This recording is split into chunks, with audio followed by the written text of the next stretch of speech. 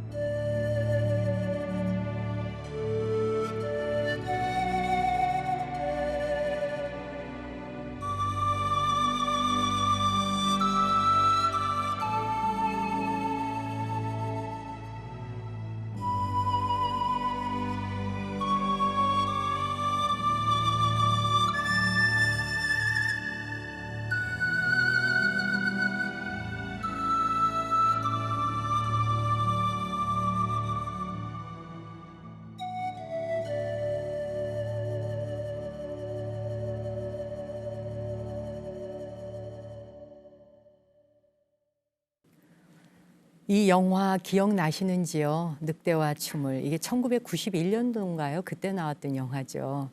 저 굉장히 감동 있게 봤었는데 요즘은 가끔 지나간 오래된 명화 다시 돌려보고 싶다 하는 생각 들 때 있어요. 지금도 기억에 나는 게 이제 이 케빈 코스트너 감독이 그 인디언에 대해서 다시 재조명한 영화잖아요. 근데 거기에 그 백인 여자가 인디언 부족에 잡혀가죠. 거기서 자라나는데 어릴 때 이제 그 영어가 좀 되니까 그걸로 몇 마디 아는 영어로 통역을 하고, 근데 그 백인 여성이 인디언 부족에 잡혀와 사는 그 여성 이름이 주먹쥐고 일어서, 저 지금도 잊어버려지질 않아요. 그 이름이 주먹쥐고 일어서라고 하는 그 사람한테 그런 이름이 붙여진다는 게 그때 굉장히 충격적이었거든요. 그 문화가. 그러면서 얼마나 멋진지 몰라요. 그리고 그 존 던바 대통령한테 인디언들이 붙여준 이름이 바로 늑대와 춤을, 이게 그 붙여준 이름이죠. 그 미국인들은 자신의 문화가 최고다 생각해서 아메리칸 드림을 만들고 그 안에서 다른 문화와 종족들의 삶은 아주 비천한 것이다라고 이렇게 하게 만들잖아요.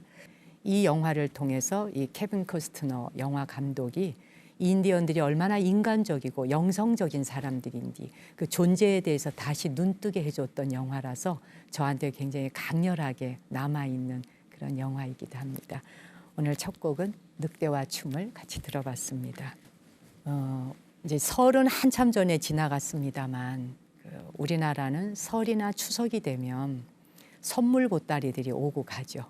요즘은 뭐 김영란법이다 이래가지고 선물 크기나 가격이 뭐 엄청스럽게 비싸다든지 이런 건 아예 통하지 않고 뭐 5만 원 미만에 뭐 맞추게 하고 공무원들에게는 그런 적정선을 정해놓고 선물을 주고받습니다만, 여하간 선물이 오고 갈 적에 종이백을 쓰고 뭐 다양한 포장지가 있습니다만 아직까지도 우리나라 전통 방식의 보자기에 싸서 선물이 오고 가는 경우가 많죠. 또 우리 사찰의 스님들에게도 보자기에 싼 선물들이 많이 오고 갑니다. 한과 종류라든지 뭐 그 밖에 몸에 먹으면 좋다는 뭐 어떤 약이라든지 이런 것들이 거의 다 그 이렇게 보자기에 싸서 선물이 전달되는 경우가 많죠. 이렇게 물건을 단단하게 싸거나 귀한 분에게 선물을 전달할 때 이 보자기라고 하는 건 굉장히 유용합니다. 요즘이야 워낙 뭐 포장 기술이 다양하고 화려해서 보자기를 오히려 촌스럽게 생각하고 아유 무슨 이렇게 보따리에다 쌌어 이럴 수 있지만, 근데 물건을 운반할 때 이 보자기를 또 사용하잖아요. 단순히 선물만 싸는 게 아니라 여기에 있는 물건을 저쪽으로 이동할 때 한꺼번에 확 싸서 이렇게 들고 가는데도 얼마나 유익합니까? 이렇게 보자기는 흔하고 실용적인 서민들의 생활용품이었어요. 근데 경우에 따라서는 또 최고의 공경심과 예의를 표현하는 수단이 되기도 했죠. 시집가는 새색시가 건네주는 그런 예단을 보아도 그렇고, 임금님께 올리는 진상품도 다 보자기에 싸서 진상품을 올리죠. 아주 고운 그 공단 보자기에 정성껏 술을 놓아서 반드시 한 번 더 겉을 싸고 속이 보이지 않도록 전달하는 것. 이게 그 현재 남아있는 그 조선시대의 보자기들을 보자면요, 정말 예술품이에요. 이건 뭐 물건을 싸서 전해줄 그런 겉포장용으로 쓸 것이 아니라 액자를 해서 벽에 걸어 놓아야 한다 할 정도로 아주 정말 품격이 있는 그런 보자기들이 많습니다. 그 보자기 예찬론자로 잘 알려진 우리 국문학자 이어령 박사는 보자기 인문학이라고 하는 책에서 보자기는 하나지만 그 용도는 신축적이고 전방위적이다 이런 표현을 하셨는데 이 말이 딱 맞더라고요. 보자기 자체를 펼쳐놓고 보면 그냥 하나예요. 이 사용 용도와 용도를 따지자면 이게 얼마나 전천후로 쓸 수 있느냐. 그 보자기의 실용적인 기능에 대해서 아주 찬탄을 하고 있는 겁니다. 진짜 다양하게 쓰이잖아요. 책을 싸면 책보자기라고 말하고, 밥상을 덮으면 밥보자기라 그러고, 비가 오면 우산 대용으로 뒤집어 쓰고도 다녔고, 해가 나면 햇볕 가리개로 쓰기도 하고, 목에다 감으면 목도리 역할을 했고, 또 필요하면 물건을 싸고, 또 이렇게 앞에 두르면 여성들에겐 앞치마 역할까지 했거든요. 이어령 선생님은 도둑이 들어올 때는 쓰고 들어오고 나갈 때는 싸가지고 가는 것이 보자기의 마법이다 이런 소리를 합니다. 보자기를 싹 뒤집어 쓰고 이렇게 살피면서 들어오는 거죠. 갈 때는 보자기에 물건 잔뜩 훔쳐서 싸서 나간다는 겁니다. 그만큼 기능 면에서 신축성이 있었다. 보자기는 정말 못 사는 게 없어요. 둥근 것은 둥근 것대로 싸고 네모난 것은 네모난 대로 싸고 긴 것은 긴 것대로, 짧은 건 짧은 것대로 모양 생긴 대로 맞추어 주니까 정말 일미진중 함시방인 거예요. 우리 그 법성계에 나오지 않습니까? 그 안에 싸지 못할 게 아무것도 없습니다. 융합되지 않을 게 없고요. 널찍한 사각천 하나만 있으면 뭐든지 거뜬하게 담아내고 또 융합하는 보자기의 속성. 우리 질곡의 세월 속에서도 아주 유연하고 창의적인 마인드를 잃지 않았던 우리 민족과 참 닮은 포장 중에 하나가 보자기다 하는 생각이 들어요. 우리 민족이 가지고 있는 보자기의 정신, 이런 정신으로 우리 살아가는 세상, 세계인들이 그렇게 한 마음으로 보자기 속에 다 융합되어 들어오고 그렇게 화합하고 평화의 시대를 펼쳐간다면 얼마나 좋을까 하는 생각도 해봅니다. 보자기에 다 싸고 고통도 서로 슬픔도 서로에 대한 적대감도 그 모든 걸 다 쌌다가 쫙 풀르는 순간 그 속에서 하나로 융합되어 있는 모습 말입니다. 한 덩어리로 묶어주고 연결해 주는 것이 보따리이고 보자기인데 이삿짐도 보따리에 싸가지고 다 이동했거든요. 이불 싸고 애들 책 싸고 뭐하고 모든 짐을 다 보자기에 싸가지고 이삿짐을 날랐지. 요즘처럼 이삿짐 센터처럼 박스 탁 처리해서 짝짝 엣지 있게 각을 만들어서 이런 것이 얼마 됐나요? 우리가 다 보따리 살림이죠. 그 안에는 가족의 삶이 들어있고요. 인간의 마음이 그 속에 들어있고 사실 사찰은 지금도 보자기 문화가 없어지지 않았습니다. 모든 절들 치고 보자기 없는 곳 없고요. 제가 있는 사찰도 제 그 보자기만 해도 이만한 박스로 하나 있어요. 색깔별로. 누군가에게 뭘 싸서 보낼 때 굉장히 유익하기 때문에 언제나 제 곁에 제 처소에는 보자기가 한 상자 있습니다. 여러분 주변에도 보자기가 많이 있는지요? 미장원에 가서 여성들 머리 쌀 때 파마 같은 거 하고 나서 보자기로 싸고도 있던데 이렇게 보자기는 오래전부터 그 속에 우리의 멋이 담기고 그리고 그 속에는 우리의 추억과 그리움이 하나 가득 담겨 있는 게 보자기이기도 합니다. 올 봄에는 말입니다. 여러분 마음에 한가득 좋은 보따리 많이 싸서 가는 곳곳마다 여러분이 내놓는 말 한마디 한마디가 말의 보따리가 향기가 되고 여러분이 내어놓는 생각 하나하나의 보따리가 사람을 살리는 보따리가 되고 여러분 가슴 속에 떠오르는 생각 하나하나가 전부 다 그런 행복과 행운의 보따리가 되면 좋겠습니다. 보자기 문화는 물건만을 싸는 게 아니라 마음을 싸서 펼쳐놓는 것이기도 하거든요. 갑자기 보자기 이야기를 왜 하느냐고요? 설 지나면서 보자기가 우리 집에 수북히 쌓였어요. 우리 절에. 그래서 보자기 이야기 한번 해봤습니다. 보따리 장사하던 시절도 떠오르고요. 도나도나 이번에 오랜만에 이 노래 함께 듣겠습니다.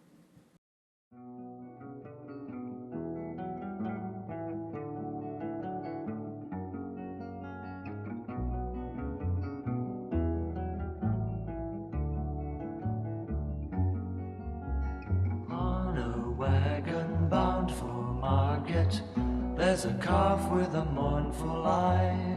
High above him there's a swallow winging swiftly through the sky. How the winds are laughing, they laugh with all their might. Laugh and laugh the whole day through and half the summer's night. Donna, donna, donna, donna. Donna, donna, donna, don. Donna, donna, donna, donna. Donna, donna, donna, don.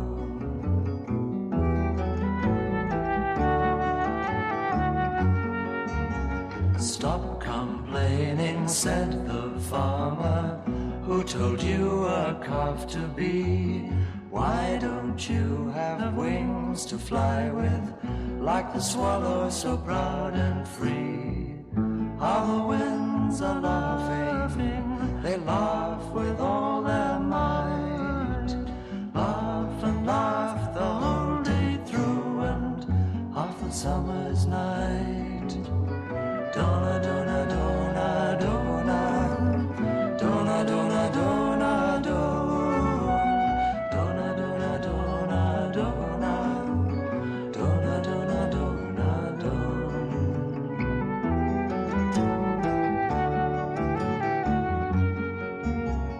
Calves are easily bound and slaughtered, never knowing the reason why.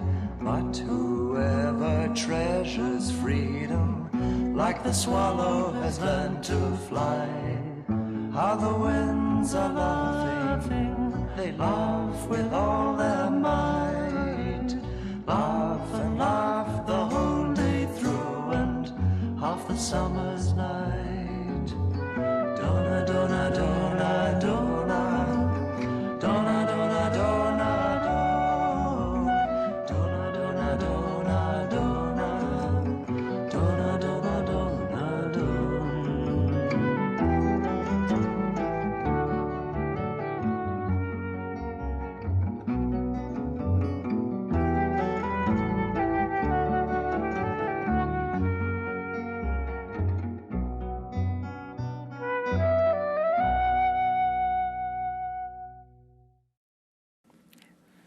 도나도나 정말 명곡이지요. 노래 자체 노랫말이나 그 노래에 담겨있는 사연은 너무나도 슬프고 암울했던 시절에 대한 노래이지만 이 노래가 우리 가슴에 시대가 지나면서 우리를 일깨우는 성각자 같은 역할을 했던 노래다라고 생각하면 가슴에 또 깊이 젖어오죠. 도나도나였습니다. 제가 조금 전에 보따리 보자기 이야기를 했더니 여기 우리 작가가 그런 얘기를 해요. 아, 스님 정말 보자기를 떠올려 보면 보자기라는 게 물건을 싸면 가령 이렇게 삐죽 튀어나간 물건도 있잖아요. 그러면 삐죽 튀어나간 채로 보자기 싸면 그 모양 그대로, 또 네모난 모양이면 네모난 그대로, 뭐 그 어떠한 모양이라 해도 생긴 모습을 그대로 싸주지 그걸 다리 자르고 팔 자르고 하듯이 안 하잖아요. 그것처럼 참 그 보자기의 유연성, 무엇이든지 융합하고 받아들이고 너는 모자라니까 잘라내, 너는 뭐 안 되니까 나가, 이런 게 아니라 보자기는 다 그 안에 아우른다는 거죠. 왜 절집 안에 보자기가 많은가 생각해 보니까 다 모든 걸 받아들이고 수용하고 부처님 품 안에서 다 모두가 하나 되는 것, 그게 보자기의 그 품성, 그게 또 보자기의 문화가 아닌가 하는 생각을 해봅니다. 여러분은 그 보자기 안에 무엇을 싸보고 싶으신지요? 한 편의 시를 공양 올리는 시의 기도 시간 돌아왔네요. 귀를 쫑긋 세우고 듣고 계시죠? 이렇게 파릇파릇 생동하는 봄에는 뭐든지 좋습니다, 정말. 여행을 해도 좋고, 묵은 빨래를 해도 좋고, 차를 한 잔 마시며 책을 읽으셔도 좋겠고요. 사랑을 시작하기에도 좋은 계절이고, 불자라면 기도를 열심히 해보고 정진하는 것도 좋을 계절입니다. 무엇이든지 가능하고 뭘 하든지 딱 알맞은 그런 봄을 두고 만약 누군가가 딱 죽기 좋은 때다 이렇게 말한다면 어떻게 받아들여지세요? 봄이 책 읽어도 좋고 빨래해도 좋고 여행 가도 좋아, 기도하기도 좋아, 사랑하기에도 좋아요. 그런데 봄이 딱 죽기 좋은 때야, 이 말 가슴에 와 닿나요? 실제로 연세가 지긋하시거나 병상에 오래 누워서 투병 생활을 하시는 분들은 마지막 세상을 떠나는 날이 꽃이 화사하게 피고 새가 우는 따뜻한 봄날이면 좋겠어 라고 이야기를 많이 하십니다. 이왕이면 자식들 힘들지 않게 그렇게 떠나고 싶어하는 부모 마음이 그 한 가지 계절을 선택하는 그 마음 안에도 자식 사랑이 담겨 있더라고요. 오늘 읽어드리게 될 시는 죽음을 맞이하는 날에 관한 시인데요. 오늘은 죽기 좋은 날, 이게 시 제목입니다. 아주 독특한 시이기도 한데 그 타오수족 인디언들 사이에서 전해오는 말을 시로 옮겨 적은 것이라 그래요.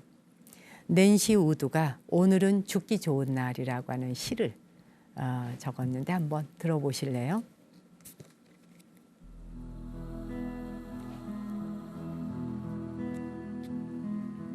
오늘은 죽기 좋은 날.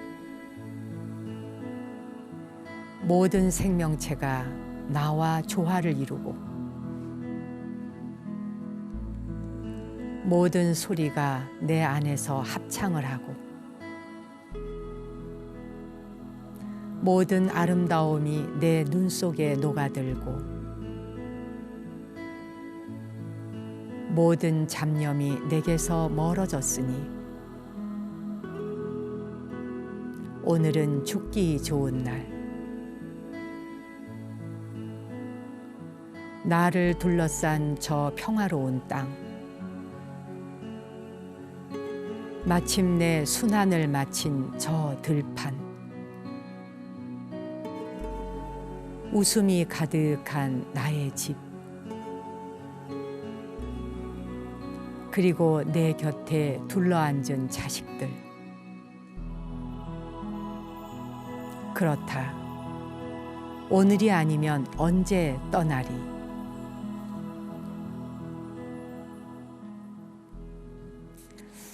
이 시가 참 구구절절 마디마디에 와 닿지요. 오늘은 참 죽기 좋은 날이야. 만약 일상에서 이런 말을 한다면 그건 평범한 상황은 아닐 거예요. 하지만 시 속에서 이 말 자체가 너무 평화롭고 아름답고 오히려 아주 따뜻하게 다가오지 않나요? 오늘이 아니면 언제 떠나겠느냐. 다 갖추어졌는데 아마도 이 시의 원조라고 할 수 있는 타오수족 인디언들에게 죽음이라고 하는 것은 뭐 낯설거나 두려운 일이 아니기 때문에 이런 식의 말들을 평상시에 서로 하고 살지 않았을까 하는 생각이 들어요. 그냥 뭐 모든 하루 일과를 마친 듯이 그렇게 집으로 돌아가듯이 뭐 원래 내 자리로 되돌아가는 것과 같이 그렇게 죽음을 편안하게 일상으로 받아들였다는 사실이 어쩌면 우리도 이렇게 살아가는 삶이 더 아름답고 멋진 거 아닐까 이렇게 또 생각해 보게 되는 거죠. 우리는 행복한 순간에 이제 죽어도 여한이 없어 이런 말 종종 하죠. 지금 죽어도 여한이 없겠다. 가장 행복할 때 그런 말을 하거든요. 고통스러울 때보다. 고통스러울 때는 더 이상 못 버티겠어. 죽고 싶어. 이렇게 말을 하지만 너무 행복한 순간에 됐어. 이제 죽어도 여한 없어. 이제 뭐 더 다른 일 안 봐도 된다는 얘기죠. 더 이상 바라거나 욕심낼 필요도 없이 지금 이대로가 충만하다. 그리고 충분하다. 그런데 정말 설령 죽음이 찾아온다 해도 아쉽지 않을까. 두려운 마음이 없을까. 그런데 이 시는 그럴 때 죽음이 찾아온다 해도 아쉬울 것도 없고 두려울 것도 없노라라고 말하고 있어요. 언제 닥쳐올지 모르는 우리의 죽음을 아쉬움이나 여한이 없도록 잘 사는 것도 참 중요한 겁니다. 그래서 옛 선사 스님들께서 열반하실 때 나 간다 이 한마디 남기고 가시지 않았겠습니까? 타오수족 인디언들이 말하듯이 죽기 좋은 날이구나 하고 떠날 수 있는 선사들의 그 열반이 선사만의 일이겠는가. 요즘은 죽음에 대해서도 우리에게 다른 눈으로 바라보게 하는 그런 새로운 시각으로 죽음을 조명하게 하는 그런 변화가 많이 일어나고 있어서 참 다행한 일이고 좋은 일이다 싶어요. 이제 고령화 시대를 맞이하다 보니까 죽음이라고 하는 것은 이제 문화적 화두가 되지 않았습니까? 그리고 죽음을 염두에 둔 삶이 더 행복하다라고 말하는데 그게 바로 부처님 가르침이잖아요. 일상생활 속에서 매일매일 죽음을 염두에 둔다면 오늘의 나의 삶은 굉장히 값지게 사라질 것이다. 죽지 않을 듯이 살기 때문에 불행해지고 고통스러워지고 시시비비가 끊이지 않는 것이고 싸움과 시기와 질투심이 끝날 날이 없지 않다는 말씀이죠. 그런 차원에서 볼 때 오늘 이 시는 굉장히 의미가 있죠. 잡념도 다 떨어져 나갔고, 그리고 둘러싼 저 평화로운 땅 대지를 보고 마침내 순환을 다 마친 가을 거지를 끝낸 저 들판들, 그리고 집안에 웃음이 가득해 행복해요. 그리고 내 곁에 자식들이 둘러앉아 있고, 이 순간 얘들아 고마워 잘 있어 하고 인사하고 가는 거, 이게 딱 죽기 좋은 날 아니냐. 더 살겠다고 바둥거리는 것만이 삶의 어떤 모습이 아니라 때가 되었을 때 죽음이여 오십시오. 정말 오십시오. 그리고 감사합니다. 잘 살았고 갈 때가 되었군요 라고 할 수 있는 것. 그런 차원에서 시를 읽어드려 봤는데 어떻게 들으셨나요? 그래도 아직은 때가 아닌가요? 피아노 연주로 듣겠습니다. 함께 느끼는 것.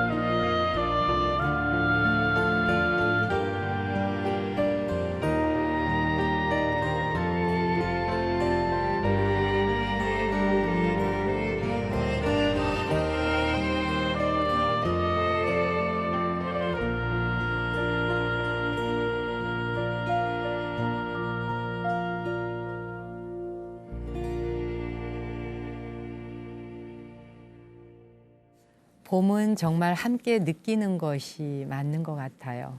봄이라는 계절은 함께 느끼는 것입니다. 샵 1252번으로 문자 참여하신 분들, 오늘까지 이 자작나무에 대한 숲 이야기가 많아서 소개 좀 해드리겠습니다.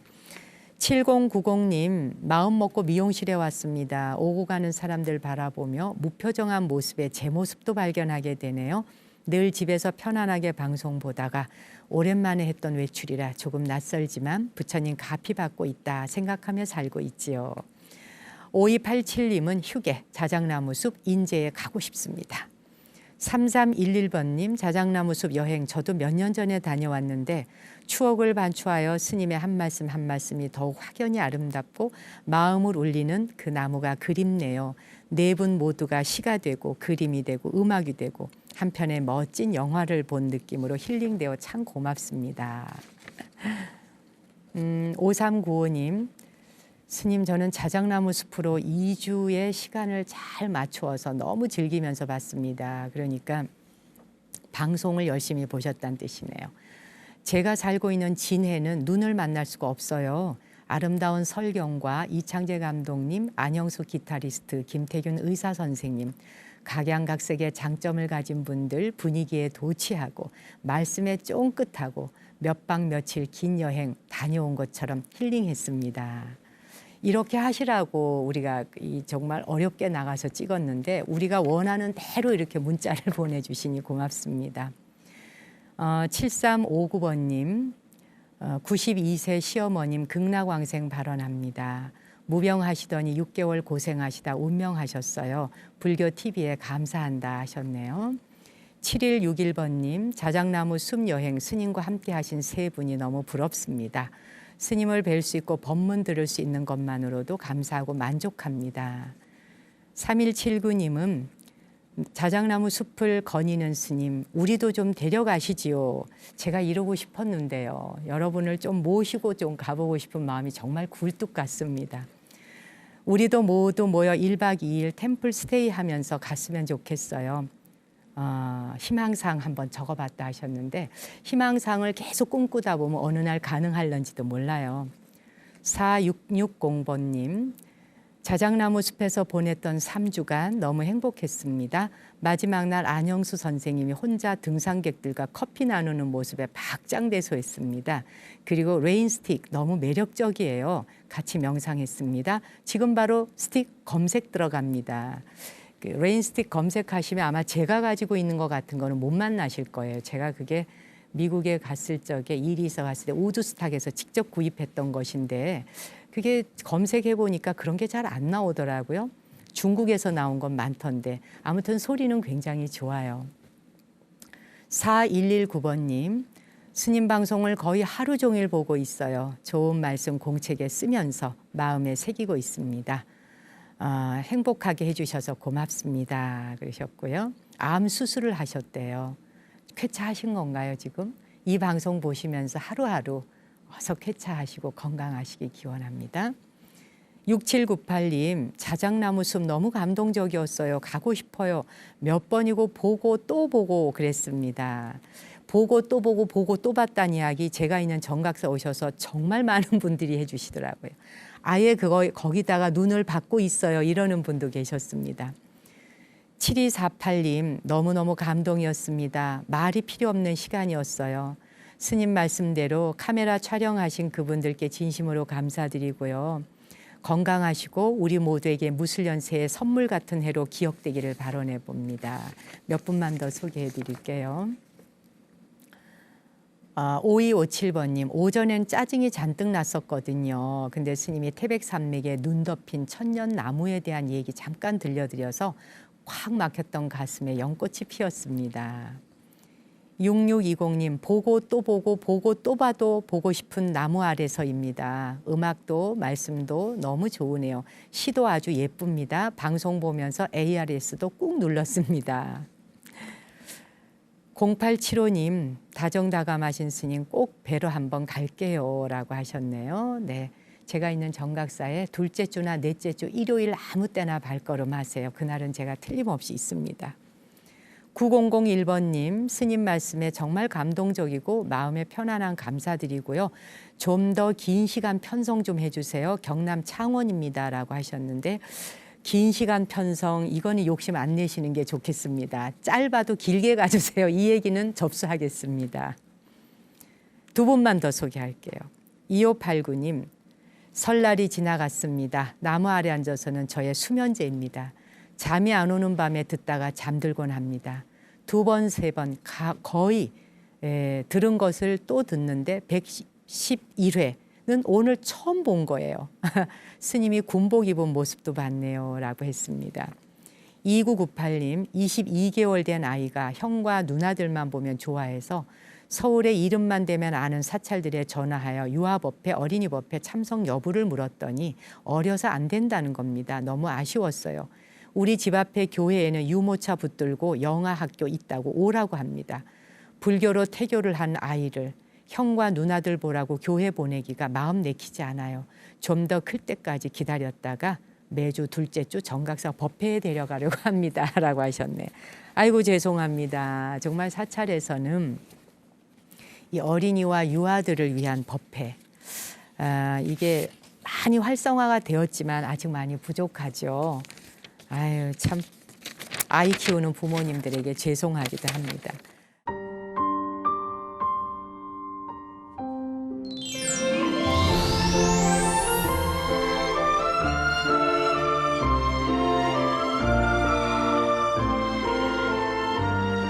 오늘 달팽이 편지 한번 소개하겠습니다. 경북 영천의 김미정님 손편지 보내셨네요. 소개할게요.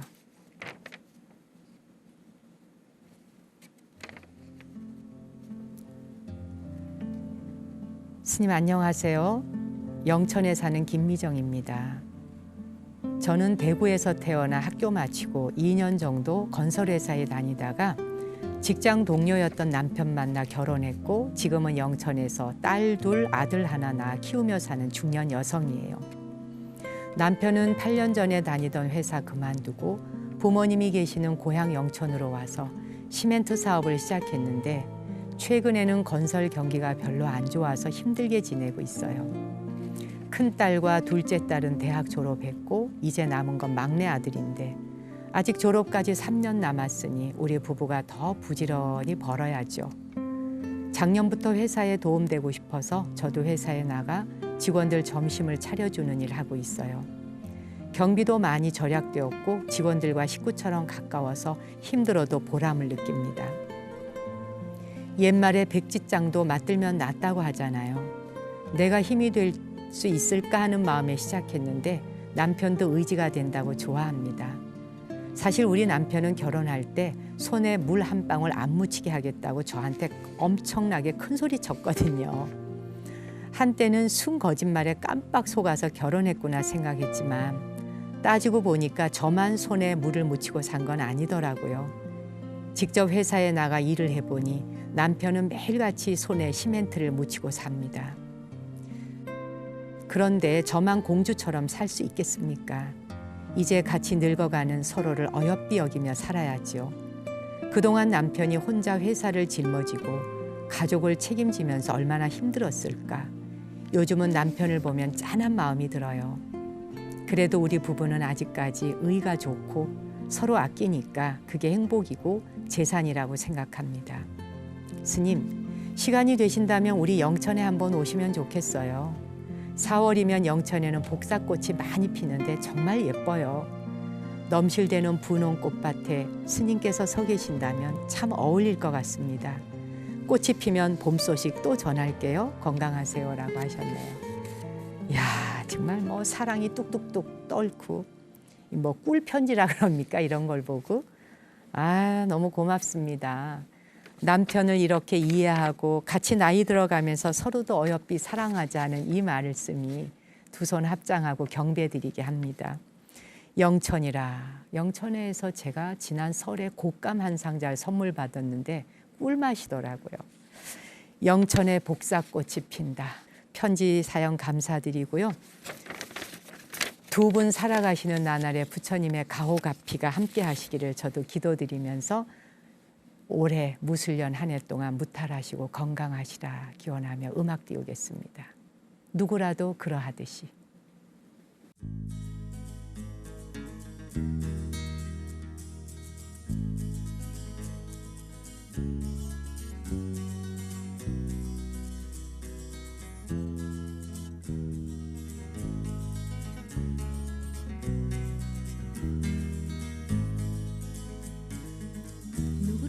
그러하듯이 길을 걸으면 생각이 난다.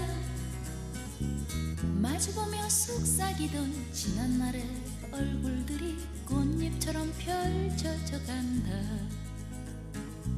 소중했던 많은 날들을 빗물처럼 흘려보내고 밀려오는 그리움에 나는 이제 돌아다 본다 가득 찬 눈물 너머로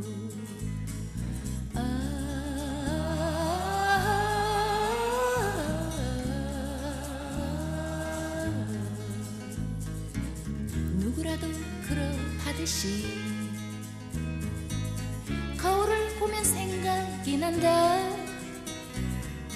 어린 시절 오고 가던 골목길의 추억들이 동그랗게 맴돌아간다 가슴 속에 하얀 꿈들을 어느 하루 잃어버리고 솟아나는 아쉬움에 나는 이제 돌아다 본다 가득 찬 눈물 너머로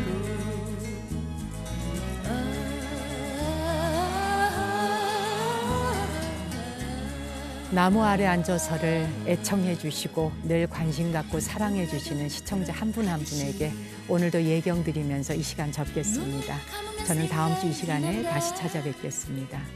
당신과 내 안의 신성한 빛, 거룩한 불성에 경배 올립니다. 잔잔하게 물결이